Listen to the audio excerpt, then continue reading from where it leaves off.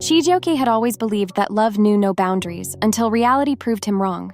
Born and raised in Enugu, Chijioke was the pride of his Igbo family, a young entrepreneur, vibrant, full of dreams. On a sunny afternoon in Abuja during a tech conference, he met Amina, a beautiful, spirited woman from Kano.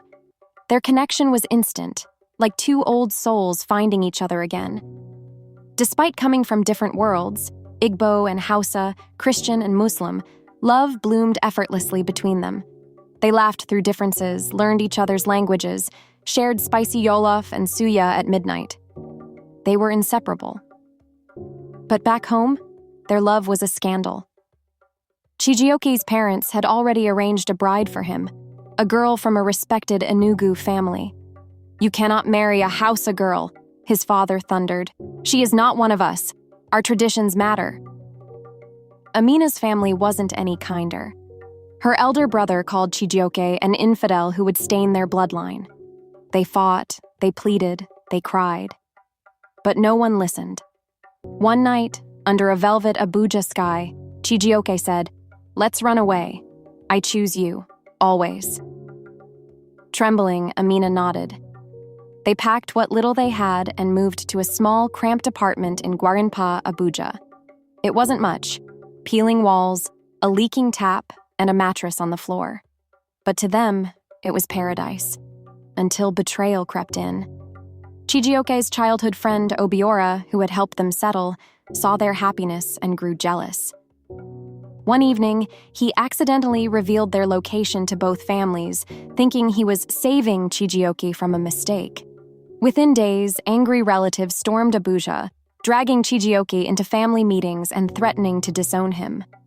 Amina wept when her own brothers sent her cruel messages, calling her a disgrace. In their darkest nights, when the world seemed against them, they leaned on each other harder. No money, no family support, only love, dreams, and fierce determination. Chijioke found small gigs fixing laptops. Amina started baking cakes for offices nearby. Together, they hustled, laughed through tears, celebrated tiny victories like getting their first couch. Their apartment slowly transformed, cracked walls painted bright yellow, a second-hand fridge humming proudly in the kitchen. Years passed, and slowly the walls their families had built began to crack. Time softened anger, and distance turned into longing. Though still alone, Chijioke and Amina never wavered. They built a life of love, struggle, and quiet triumph in their small Gwarinpa apartment. Their story spread, whispered between family members, carried through friends, not as scandal, but as testimony. One day, Chijioke's younger sister appeared at their door with ukazi soup and tears in her eyes. Then came Amina's mother, trembling with regret, asking only to be near her daughter again. In time, forgiveness came.